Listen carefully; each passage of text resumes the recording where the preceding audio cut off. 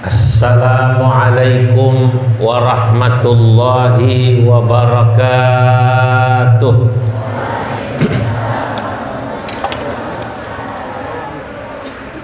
Alhamdulillahilladzi faddala al-ulama bi syarafil izzi was-safa wa asyraqa qulubahum wa uqulahum bi anwaril baha.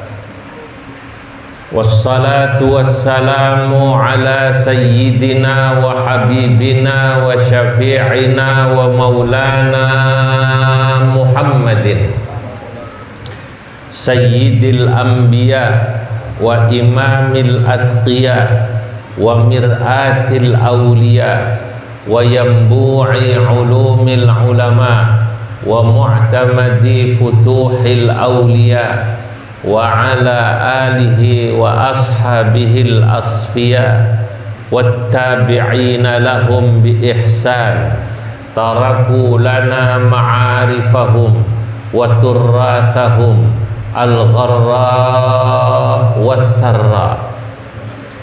Amma ba'du, hadratal muhtaramin, para alim ulama, para masyayikh, para kiai, para pejabat yang hadir, wabil khusus yang mewakili Bapak Gubernur, Bapak Asisten Sekda, Bapak Kepala Kanwil Kementerian Agama, Bapak Rektor IAIN, Bapak Wakil Wali Kota, sekaligus seluruh pengurus PWNU se-Kalimantan Barat. Yang saya muliakan Menteri Perhubungan yang menghubungi saya, Gus Fahmi Mubarak, beserta Ibu Nyai Mustamirrah Khairuman Ar-Rahbini, pengasuh Pondok Pesantren Wali Songo yang adanya di Kalimantan Barat. Bapak-bapak, ibu-ibu, para wali santri, para santri Wali Songo, termasuk alumni yang hadir, insyaallah semuanya semoga dicatat dalam deretan ahli surganya Allah. Yang hadir moga-moga diberi Allah keberkahan, anak-anak yang soleh solehah, rizkinya halal barokah. Pada pagi menjelang siang ini saya bergembira, Pak Asisten, Pak Kepala Kanwil, Pak Ketua PW, bisa menghadiri khataman Alfiyah yang ketiga. Tadi saya dengar dari Pak Ketua PWNU, ini satu-satunya di Kalimantan Barat.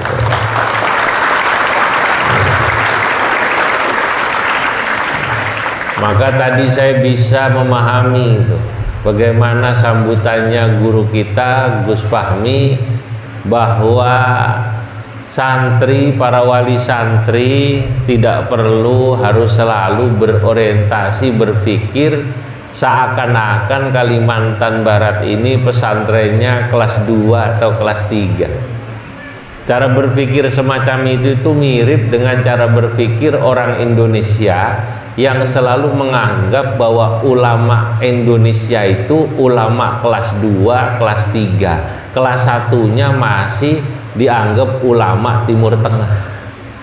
Sehingga kadang-kadang lucu, ada orang Indonesia punya permasalahan di Indonesia, bertanya hukum sama ulama Timur Tengah. Ini tidak nyambung. Sebab seorang mufti itu harus tahu apa yang terjadi dengan permasalahan yang dihadapi yang bertanya. Kalau yang ditanya adanya di Timur Tengah, sementara yang bertanya adanya di Indonesia, itu sering tidak tahu. Apa yang dikatakan Gus Fahmi tadi sama. Ya kalau di sini ya orang Kalimantan Barat lebih tahu lah tentang kebutuhan masyarakat Kalimantan Barat. Ulama Indonesia, saudara-saudara, para santri tidak kalah itu sama ulama-ulama Timur Tengah. Paling kalahnya itu urusan ngobrol bahasa Arab. Kalau ngomong bahasa Arab, ya memang bahasa itu kan dipakai sehari-hari. Tapi kalau alim, orang Indonesia tidak kalah. Saya sering bercerita, orang Indonesia ini ulamanya hebat-hebat. Tadi yang disebut dalam sanad yang dibacakan guru, itu ada yang namanya Syekh Mahfud Termas, asalnya Termas. Ada yang namanya kalau dari Kalimantan dulu Syekh Arsyad Al-Banjari. Kalau dari Kalimantan Barat Syekh Khotib As-Sambasi. Sambas ikutnya Kalbar ya? Kalbar. Itu ulama besar. Bahkan Syekh Khotib Sambas itu guru Torekoh kakek kami Syekh Nawawi Al-Bantani dan Syekh Abdul Karim Al-Bantani. Ini karangan kitabnya banyak. Ada lagi yang dari Madura, terkenal, itu murid daripada kakek kami Syekh Nawawi, namanya Syekhona Khalil Bangkalan. Syekhona Khalil Bangkalan, tadi kata Gus Fahmi, itu jadi orang alim karena di Mekah saja Syekhona Khalil itu ngaji sama Syekh Nawawi 20 tahun. Lah kalau sampean baru punya anak tamat sanawiyah langsung disuruh noreh ya, noreh, langsung dikawinin, bagaimana mau jadi orang alim? Betul apa tidak? Lah iya. Faqad lazama Syekhana Khalil Al-Bangkalani ala Syekh Nawawi Al-Bantani bi Makkah Al-Mukarramah bi madrasatihi fi Syib Ali muddata 20 sana. Yang namanya Syekhona Khalil Bangkalan ngaji sama Syekh Nawawi di Mekah berapa tahun? 20 tahun. Makanya jadi wali, jadi alim. Loh, kalau anak-anak sini ngaji di sini tadi dari mulai sanawiyah, nyambung aliyah atau tingkatan SMA, nanti kita doakan semoga harapan tadi Pondok Pesantren Wali Songo segera memiliki ma'had ali, bisa dilanjutkan ma'had ali, maka insya Allah watuli zamani, lama belajar di Wali Songo, kalau nyambung sampai lebih daripada 10 tahun, insya Allah warga Kalimantan Barat akan jadi orang alim, saudara-saudara. Jadi Syekhona Khalil 20 tahun. Maka tadi ini untung Gus Fahmi sambutan didengar langsung oleh Pak Asisten, didengar oleh Pak Kanwil. Ini pasti Pak Asisten manggut-manggut sambil mikir bagaimana cara saya mendukung, nanti menyampaikan pada Pak Gubernur. Sebab pondok ini sudah mengharumkan nama Kalimantan Barat dengan juara-juara tingkat nasional. Ini kalau sebelumnya mungkin Kalimantan Barat terkenal sama pisangnya, pisang goreng, terkenal sama apanya? Kopi, jeruk. Lah ini nanti akan terkenal ke depan Kalimantan Barat dengan santri-santrinya yang unggul, yang hafal alfiyah, yang alim-alim, baik dari pondok pesantren Wali Songo, Darul Ulum atau pesantren-pesantren yang lain yang ada se-Kalimantan Barat.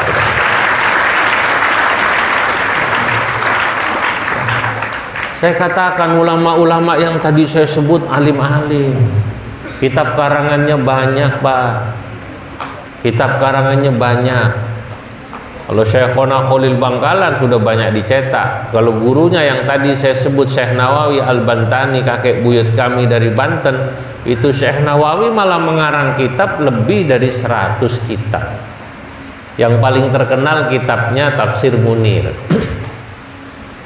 Saya bilang dalam kitab saya Tuhfatul Qasi yang saya beri hadiah pada beliau-beliau, wa min kibaril ulama min jawina ardut tanara maulidan hujadduna Al-Bantani qad nasabu asalatan Syekhal Hijaz iqballahu maqalatan. Kitabuhul masyhuru tafsirun bahi muniru dunya wa hafidun yabtahi wa ba'dahu tawshihu syarhun qad wafa bayana taqribin ala man iqtafa allamana maraqiyal ubudiyah syarhan alal bidayatil ghazaliyah. Nah, santri Wali Songo yang baru 6 tahun mondok baru bisa hafal alfiyah. Insya Allah kalau mondoknya nambah, ngajinya lama, nanti bukan cuma hafal alfiyah, bisa bikin bait-bait yang indah seperti kitab alfiyah itu pakai bahar rojas. Iya. Lah saya bisa bikin bait syair semacam ini ya karena dulu ngafalkan alfiyah seperti kamu itu. Saking ngapalnya itu bangun tidur melek keluar alfiyah. Ya. Itu yang namanya hafal kan begitu, melek aja langsung ngelindurnya, mimpinya. Apa itu ngelindur itu kalau bahasa sini? Hah? Ngigau. Anu Pak Asisten itu santri itu saking ngapalin alfiyah ngigo, alfiyah ngigonya. Ya. La gudul jubna anil haijai walau tawalat zumarul PKI. La agudul jubna anil haijai walau tawalat zumarul a'dai. Itu saking hafalnya. Lah saya kemudian karena belajar alfiyah itu melihat rima-rima nadhom, lah saya bikin nadhom sendiri. Wa min kibaril ulama min Jawina, di antara ulama Jawa terbesar, Ardut Tanara Maulidan adalah seorang ulama yang dilahirkan dari Tanara Banten. Hu jadduna ay huwa jadduna, beliau adalah kakek kami. Al-Bantani qad nasabu asalatan, mereka menyebutnya dengan nisbat Al-Bantani. Syekh Al-Hijazi, yang menjadi syekh guru, bahkan diberi gelar Sayyid Ulama Il-Hijaz, penghulunya ulama Hijaz. Karena jangankan orang Indonesia yang mondok dulu di Mekah, orang-orang Timur Tengah, orang Hindia dan lain-lain ngaji sama beliau, sama Syekh Nawawi. Kitabnya banyak, yang paling terkenal Kitabuhul masyhuru tafsirun bahi muniru dunya wa hafidun yabtahi. Kitabuhul masyhur, kitabnya yang masyhur, tafsirun bahi ay tafsirun bahiyun, adalah tafsir yang indah. Muniru dunya, yakni tafsir Munir, yang punya nama lain Murah Labid. Wa hafidun yabtahi, tafsir Munir ini muniru dunia, menerangi dunia, wa hafidun yabtahi, dan cucunya kami merasa bangga. Itu Syekh Nawawi. Itu yang usul agar Syekh Nawawi ngarang kitab tafsir Syekhona Khalil Bangkalan. Saya baca itu dalam kitab yang ditulis oleh Habib Salim bin Jindan, kakeknya Habib Jindan ini yang sekarang. Itu dulu ngaji sama Syekhona Khalil di Bangkalan sana. Beliau bertanya pada Syekhona Khalil Bangkalan, "Ya Syekhona Khalil, wahai Syekhona Khalil, Syekh Nawawi ma'a balaghatihi wa fasahatihi fil arabiyyah qad samma ismahu bismin gharib, yakni Murah Labid."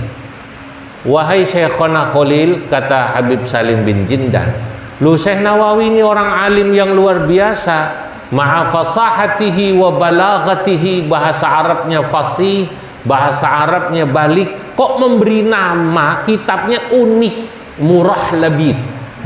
Murah Labid itu kalau diterjemahkan bebas rest area.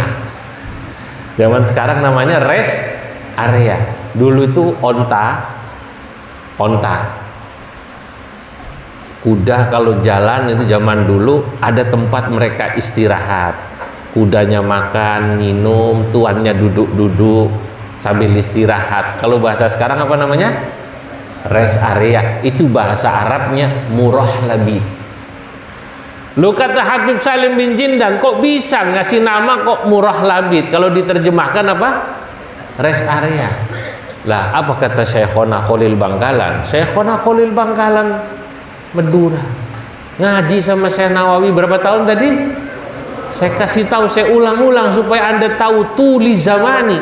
Itu Syekhona Khalil sebelum berangkat ke Mekah ngaji sama Syekh Nawawi 20 tahun, sudah ngaji di Madura di Jawa 10 tahun lebih.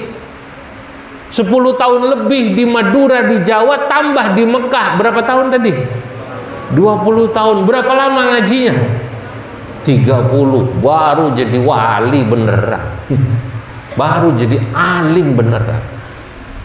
Lah kata Syekhona Khalil, itu yang usul agar beliau ngarang tafsir adalah saya. Karena Syekh Nawawi kitab karangannya banyak tapi belum ngarang tafsir. Awalnya tafsir itu diberi nama oleh Syekh Nawawi Al-Qiran fi halli al-fadil Qur'an. Tafsirul Qiran fi halli al-fadil Qur'an. Lah ulama Indonesia saya katakan ini hebat-hebat. Hebat-hebat Pak. Bahkan ada ulama Indonesia yang tidak tinggal di Arab tapi kitabnya hebat. Namanya Syekh Ihsan Jampes. Kalau Syekh Nawawi karena beliau tinggal di Mekah. Syekhona Khalil pernah mondok di Mekah lama 20 tahun. Syekh Mahfud Termas memang tinggal di Mekah lama sampai wafat. Lah yang unik Mbah Hasyim Asy'ari pendiri NU itu tinggal di Mekah lama.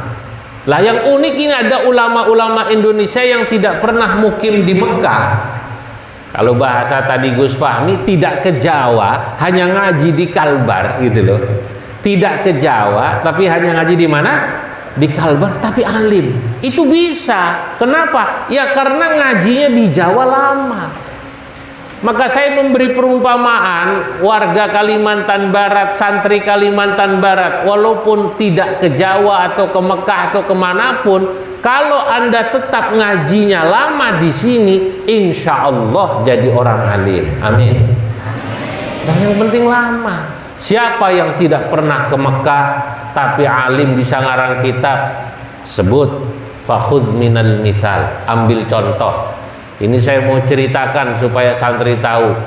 Di Jawa, di Kediri ada ulama namanya Syekh Muhammad Ihsan bin Dahlan.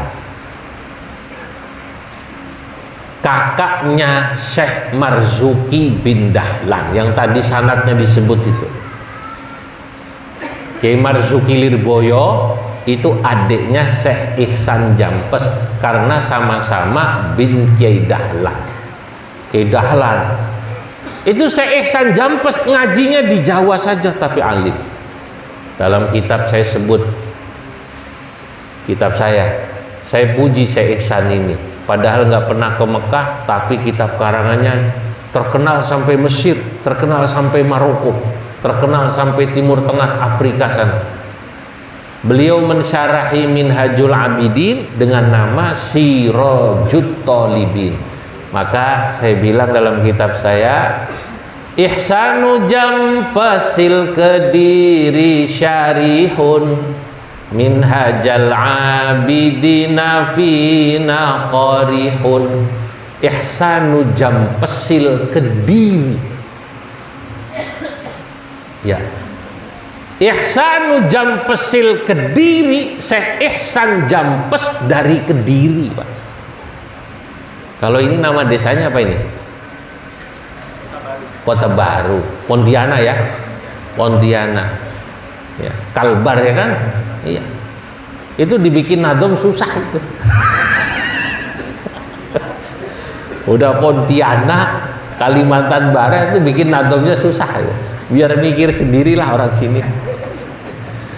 Ihsanu Jampesil Kediri syarihun Minhajal Abidina fina qarihun.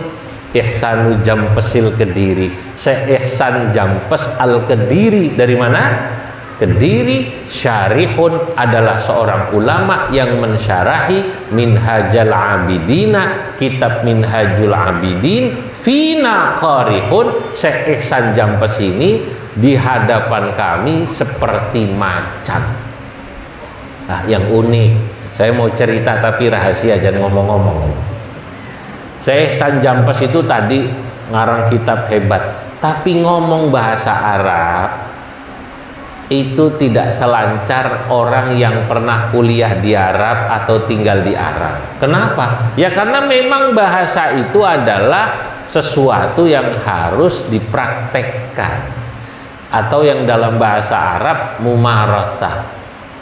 Oleh orang yang lama di Mesir itu, alumni Mesir, alumni Mekah, kalau lama sampai di Indonesia tidak dipakai hari-hari, itu ngomongnya juga sama Pak, terbata-bata Pak. Malah kadang-kadang lebih lancar yang punya travel umrah ini. Kalau nawar-nawar pinter. Kamakas, yakni kamakas, ukurannya berapa? Oh canggih. Santri-santri Wali Songo ini walaupun tamat aliyah, karena bahasa Arab jarang dipakai, kadang-kadang bingung Pak Asisten. Di Mekah diajak umroh sama orang tuanya. Begitu sampai sana orang tuanya mau nawar beli kudungan, kata yang jualan di sana, kata yang jualan Hajjah Siti Rahmah khams real, kudungannya berapa? 5 real. Yang bapaknya pengen beli sorban gitu juga khams real, mau nawar 2 real bingung karena jarang dipakai. 2 real apa bahasa Arabnya? Untung ingat sholat subuh, dia bilang wan rakaataini. Maksudnya riala ini jadi berapa rakaat ini? Kata yang dagang, paham orang Indonesia. Potongannya si Pontianak. Potongannya Kalimantan. Dijawab, la, nggak boleh ditawar 2 real Pak. Dia bilang rakaat ini. Kata yang dagang, la. Salasa rakaat fardalillahi ta'ala, Allahu Akbar. Kalau mau 3, maksudnya 3 real, jadi salat rakaat fardalillahi ta'ala, Allahu Akbar. Lah, saudara-saudara, anak-anakku, tadi saya mendengarkan sambutan Gus Fahmi, ya, bahwa ulama kita, pesantren kita ini termasuk yang di sini tidak kalah. Tadi malam saya di sini sudah kumpul dengan alumni Dewan Guru yang baca kitab. Saya dengarkan, ya, alim-alim alumni sini. Ya, ada yang jadi tadi wakil wali kota, ada yang sarjana hukum semalam itu ya. Ada yang ini dan itu. Itu artinya memang ya pesantren. Kalau tadi Anda sudah menghafalkan Alfiyah, sesungguhnya santri itu mestinya mengamalkan apa yang sudah didapat di pesantren. Bukan saja mengamalkan, mempraktekkan ilmu, baik ilmu tauhid, ilmu fikih, termasuk pesan-pesan filosofis yang ada dalam kitab Alfiyah. Tuh dulu zaman saya mondok, guru selalu bilang begini, hai para santri, ya, santri itu harus bisa jadi apa saja, kan begitu. Dan juga santri harus istiqomah seperti domirna. Seperti apa domir? Nah, lirraf'i wan nasbi wa jarrina salah ka'rif bina fa innana. Domirna dibaca rofa ya na, dibaca nasob ya na, dibaca jer atau khafat juga na. Ini filosofinya tinggi. Santri itu ya harus istiqomah memegang ajarannya, ajaran kesantrian. Apa yang membedakan santri sama bukan santri? Bapak-bapak para wali santri semua yang hadir, termasuk bapak pejabat yang hadir, santri ini Pak, pesantren sekarang adalah satu lembaga yang sudah diakui. Tadi malam saya cerita, kalau dulu antropolog dari luar pernah membagi, katanya masyarakat Indonesia itu dibagi menjadi kalangan santri, priayi, dan apa namanya, abangan. ya, lalu seakan-akan yang mondok itu hanya santri. Sekarang tidak. Pesantren kita, Pak Kepala Kanwil, itu sekarang itu ternyata yang mondok bukan hanya dari keluarga santri yang bapaknya memang santri. Ternyata yang petani juga anaknya banyak yang mondok sekarang. Betul apa tidak? Bahkan yang priayi yang bapaknya pegawai di pemerintahan, sekarang juga banyak yang anaknya pesantren. Karena mereka sudah mengakui saat ini boleh dikatakan pondok pesantren adalah lembaga yang paling aman untuk menitipkan anak kita belajar. Aman dari sisi ilmu, sanad keilmuan, dan juga aman dari sisi akhlak. Beri tepuk tangan buat pesantren. Nah, dari sisi ilmu, pesantren kalau mau belajar ilmu agama aman. Karena tadi Gus Fahmi cerita, guru-guru di sini itu semua sanad keilmuannya jelas, bahkan sampai alfiyah saja tadi sanadnya jelas.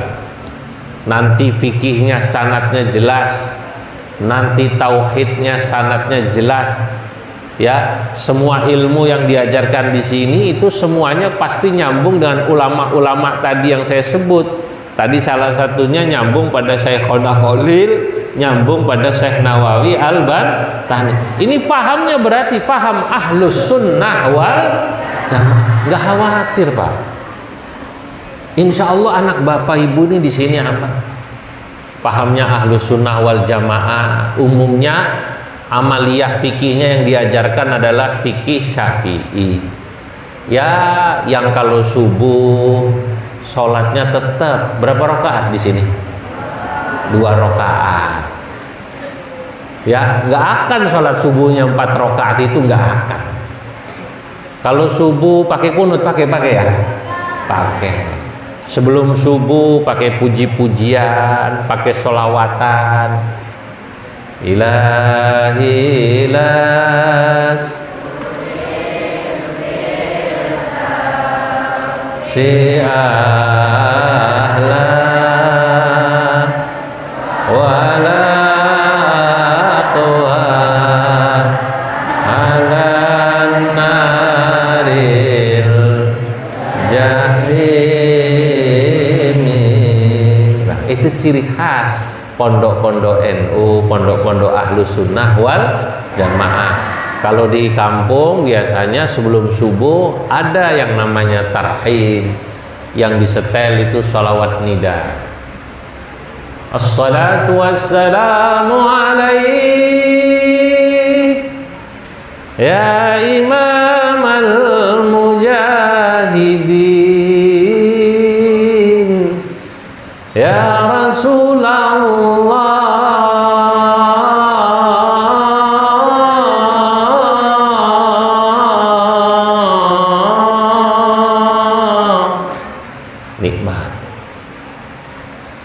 Ya man asra bikal muhaiminu laylan nilta ma nilta wal anamu niyamu wa ilal muntaha rufi'ta kariman wa ilal muntaha kariman wa sami'tan nida alaika salam.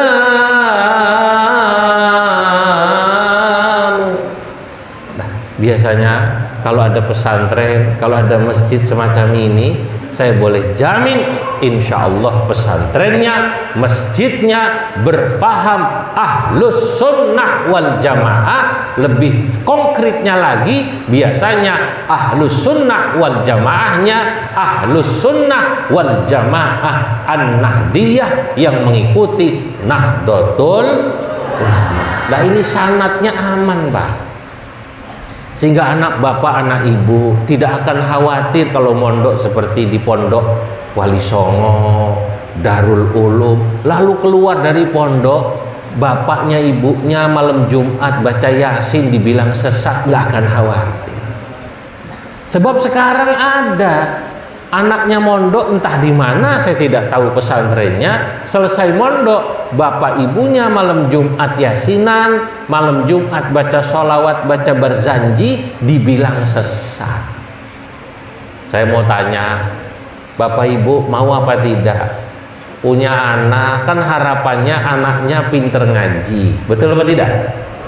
Mendoakan orang tua. Tapi ternyata begitu salah menitipkan anak di pesantren, anaknya ternyata fahamnya bukan faham yang ahlus sunnah wal jamaah, yang sanad keilmuannya terjaga. Begitu selesai pesantren, bapak ibunya disalah-salahkan. Yasinan disalahkan, tawassul disalahkan, ziarah kubur disalahkan, baca sholawat berzanji katanya, loh bapak ibu buat apa? Kayak orang, maaf, dianggapnya kayak orang non muslim, kayak orang Kristen aja, kayak orang Katolik aja, nyanyi-nyanyi di gereja. Loh selawatan dibilang katanya kayak orang Kristen. Loh sekarang ini ada yang begini loh. Saya mau cerita tapi rahasia, jangan ngomong-ngomong ya. Lu padahal dari dulu yang namanya selawatan ini tradisi kita, betul? Itu yang namanya selawatan dari ujung Aceh sampai Papua, itu pasti ada selawatan yang khas sesuai dengan kearifan lokal lagunya. Kalau di sini saya tidak tahu.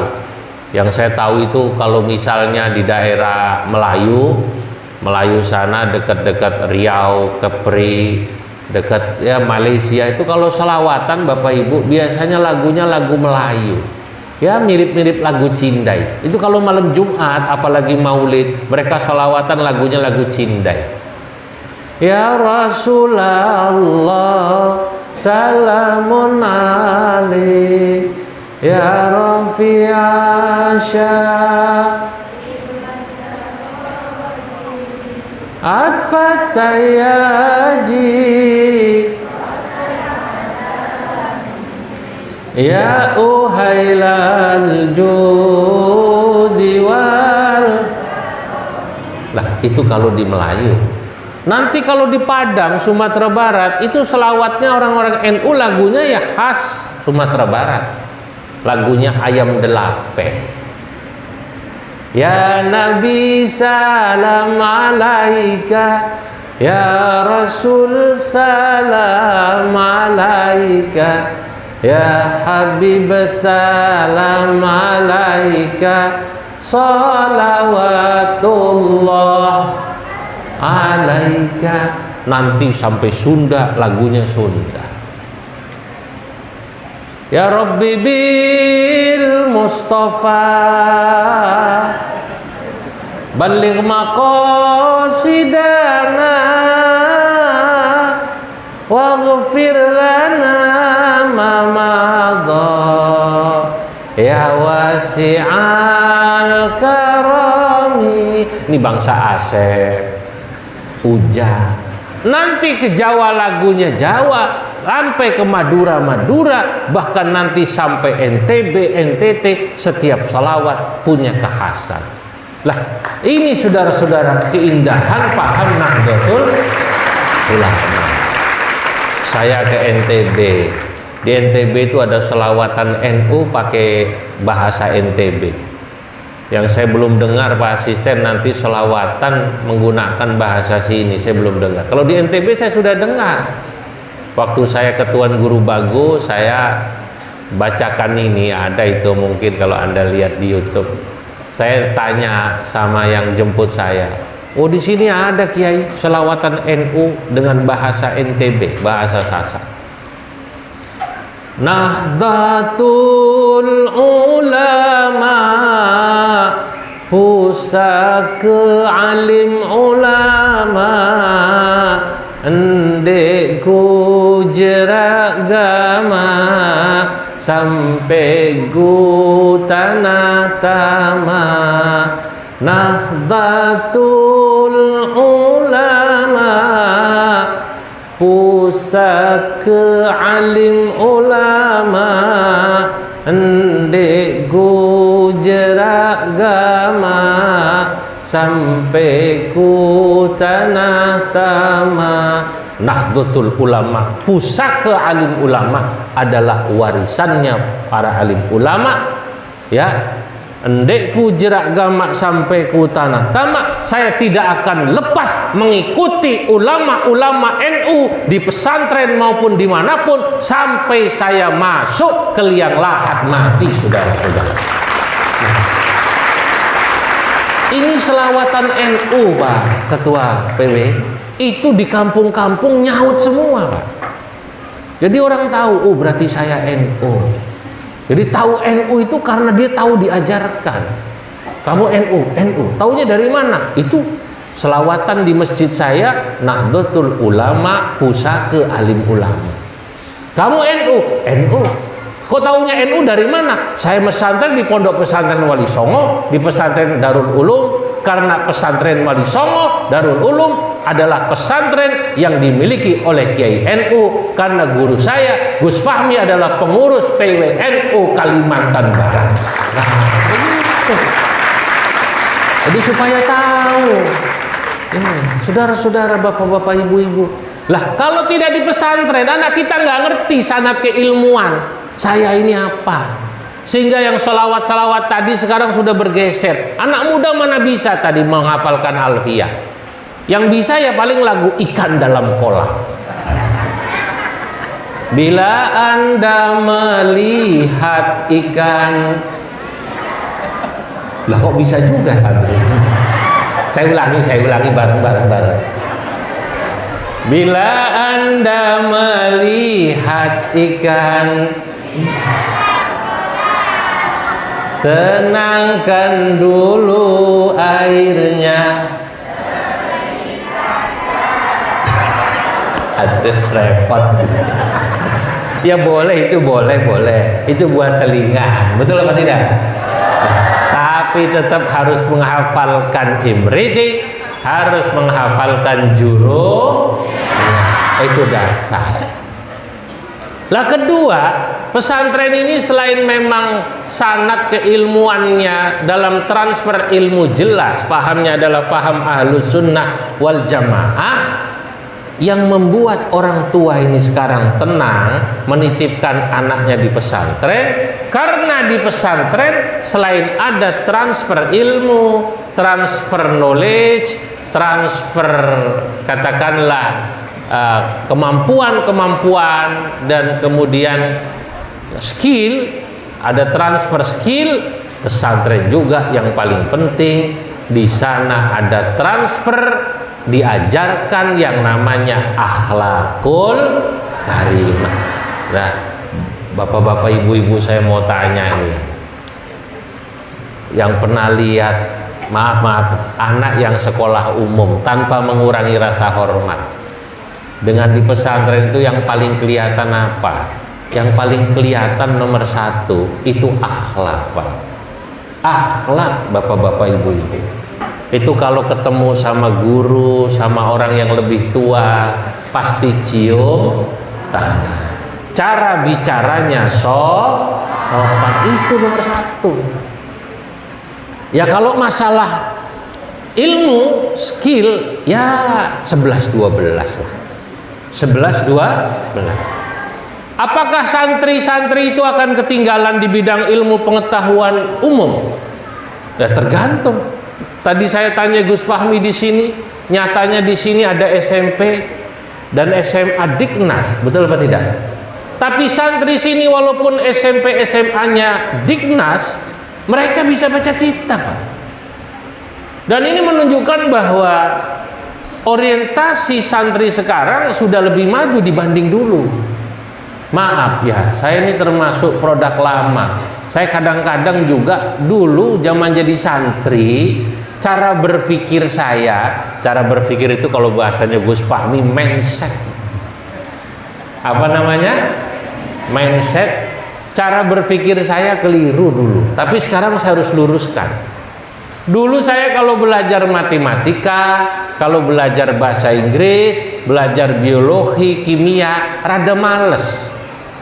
Kalau nilainya 5, nggak apa-apa. Matematika 5, nggak apa-apa. Bahasa Inggris 5, nggak apa-apa. Kenapa? Tidak akan jadi pertanyaan di kuburan. Kata orang Jawa, ora dadi pitakon kubur. Tapi kalau yang bangsa Arab, tafsir, fikih, hadis harus tinggi. Lah ternyata ini keliru anak-anak. Di pesantren semua ilmu, saya menyebutnya mengutip ungkapan Imam Ghazali dalam kitab Ihya, ilmu itu dibagi dua.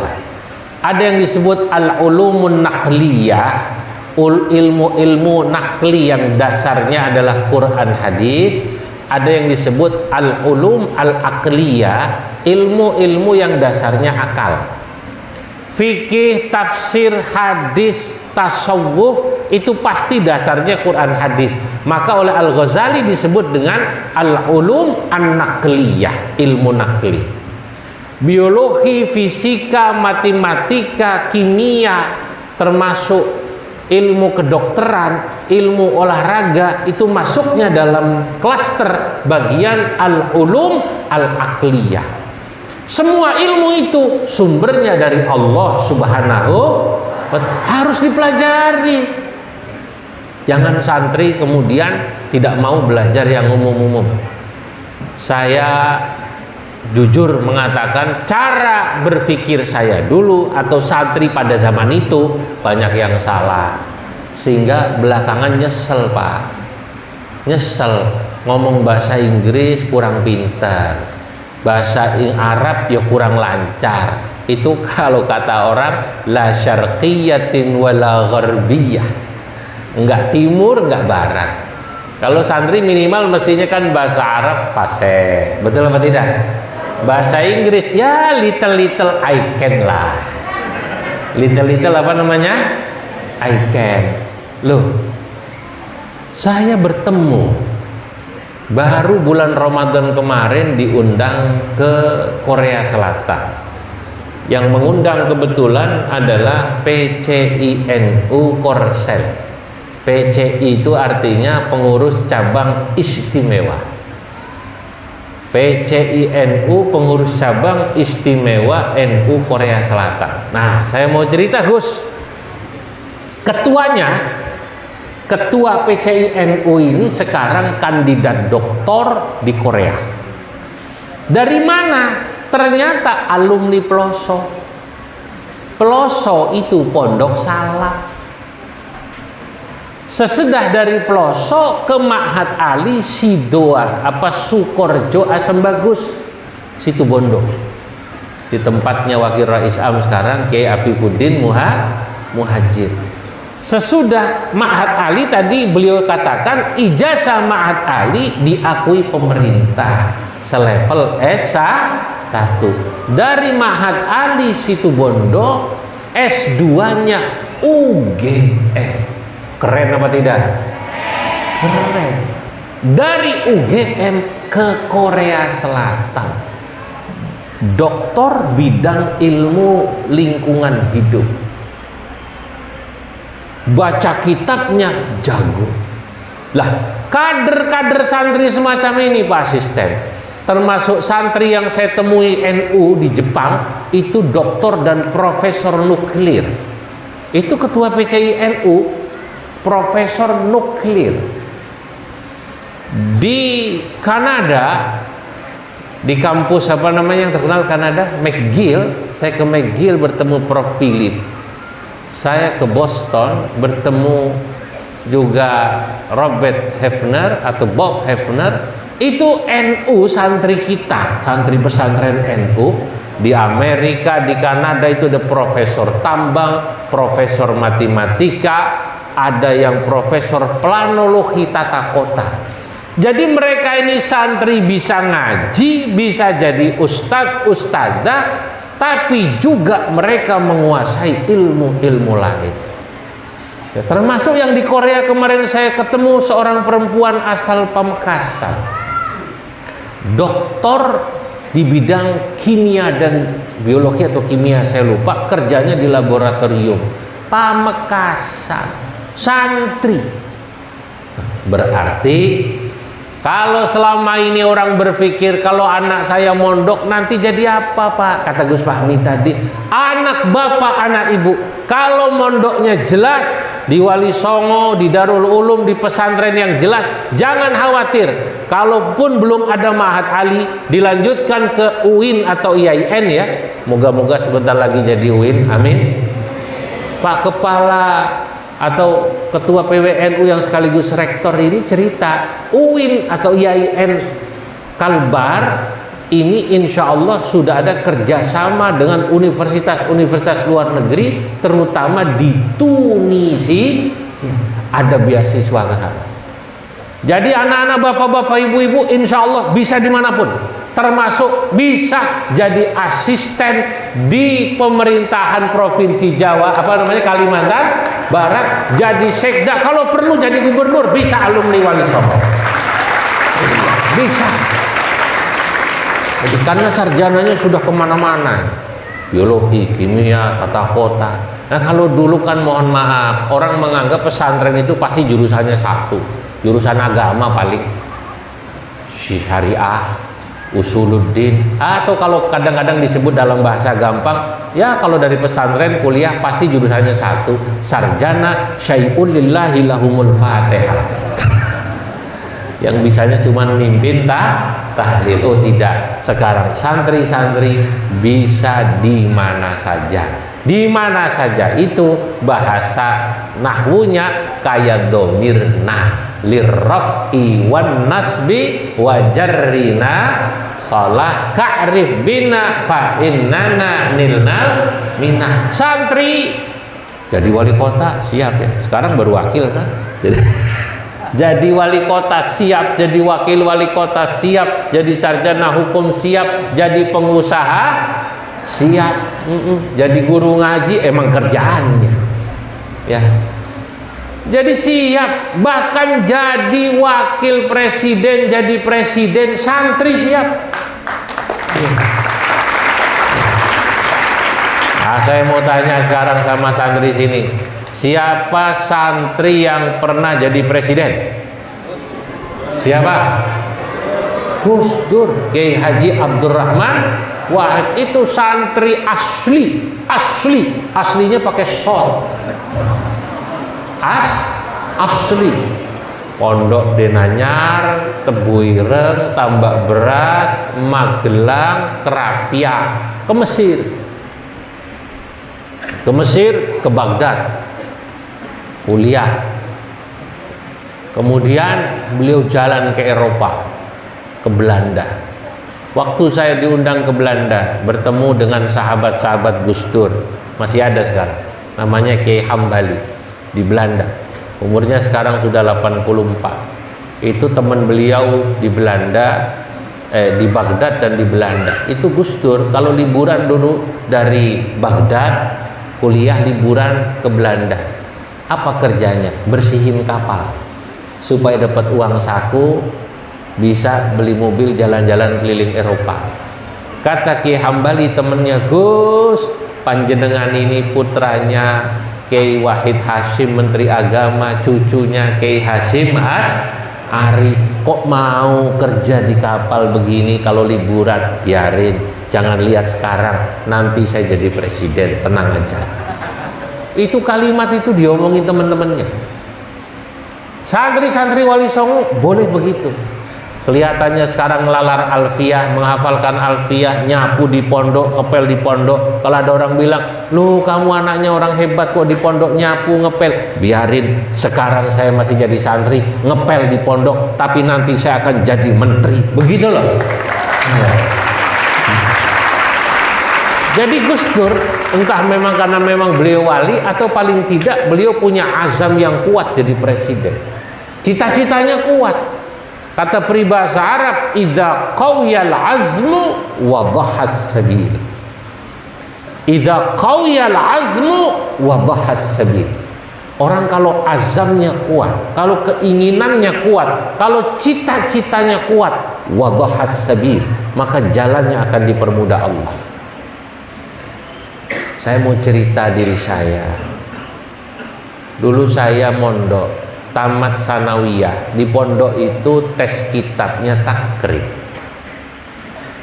Lalu saya baca kitab takrib itu, Abi Sujah di hadapan ayah saya almarhum. Saya baca kan kitab takrib, fikih takrib, belajar takrib di sini belajar takrib. Kata bapak saya, alah, jangan bangga kalau bisa baca takrib. Kalau baru kitab takrib, kucing juga bisa baca. Saya digitukan, Pak. Baru sanawiyah itu, umur saya 15 tahun. Perasaan dulu di pondok saya santri teladan kayak tadi. Baca takrib oleh ayah saya cuman dibilang, kalau takrib kucing juga bisa baca. Kamu harus bisa baca yang lebih tinggi kitabnya. Saya baru bangga kalau kamu nanti bisa menulis kitab. Begitu bapak saya ngomong. Waktu itu saya masih umur 15-16 tahun. Belum terpikir. Tapi itu memecut saya. Ini supaya saya memberi motivasi sama santri. Ini kan tujuannya diundang supaya memberi apa namanya motivasi. Itu memecut saya. Saya baru bangga kalau punya anak bisa ngarang kitab. Wah, saya harus punya cita-cita bisa ngarang kitab. Kenapa? Ya pertama karena orang tua saya bilang begitu. Saya baru bangga kalau anak saya bisa nulis kitab. Kedua, kebetulan saya punya contoh. Contohnya siapa? Guru kita, guru saya, Rais Am PBNU Al-Maghfurlah Kiai Haji Sahal Mahfud. Lah, itulah para santri. Kalau kita dulu diajarkan di pesantren, kun rajulan rijluhu fis thara wa himmatuhu fis suraya. Jadilah kau para santri, ya, seorang yang kakimu boleh saja menginjak bumi. Rijluhu fis thara, kakimu menginjak bumi, wa himmatuhu fis suraya, tapi cita-citamu kau gantungkan setinggi bintang suraya. Hari ini anak-anak Anda dihadiri orang penting semua. Saya dari PBNU. Ya. PBNU tahu artinya ya? Apa coba? Belum tahu artinya, berarti Gus Fahmi harus ngasih tahu ini. Jangan diartikan PBNU pengurus bersama. PBNU artinya pengurus besar Nahdlatul Ulama. Kalau PWNU pengurus wilayah Nahdlatul Ulama, itu adanya di provinsi. Kalau provinsi sekarang ketuanya beliau Dr. Kiai Haji Syarif. Kalau PBNU ketua umumnya Kiai Haji Yahya Khalil Stakuf. Dulu ketuanya almarhum Gus Dur. Kalau zaman sekarang orang taunya NU masih Gus Dur aja itu. Ya, maklum beliau sangat terkenal karena pernah jadi presiden. Nah, ini acara dihadiri lengkap dari PBNU datang. PWNU ada. Kepala Kanwil Dr. Muhajirin Yanis ini kebetulan juga orang NU. Dari asisten ya pemerintah hadir. Mewakili wali kota ada Pak Wakil Wali Kota. Alumni juga dari K. Abah Khairuman ya. Kemudian juga banyak tokoh-tokoh besar di sini yang hadir, ketua PC. Lah, Anda ini harus punya mimpi. Oh, dulu yang hadir saat saya wisuda orang-orang besar. Semoga saya nanti menjadi orang besar seperti beliau-beliau yang hari ini hadir di Pondok Wali Songo. Apakah Anda besar karena keilmuan lalu Anda mengarang kitab? Apakah Anda besar karena tadi Anda berkhidmah di NU, di kampus, jadi apapun. Intinya santri harus bermanfaat. Saudara-saudara hadirin, tidak terasa sudah 1 jam. Tadi saya sudah diberitahu oleh Mudabbiril Awqat ya, bahwa saya bicara sampai jam 11. Karena masih ada beliau-beliau ini yang bicara. Saya harus melanjutkan ke tempat lain. Moga-moga saya satu saat bisa hadir lagi di sini saat Pondok Pesantren Wali Songo sudah memiliki Ma'had Ali yang membanggakan se-Kalimantan Barat. Ya. Wallahul muwaffiq ila aqwamit thariq. Wassalamualaikum warahmatullahi wabarakatuh.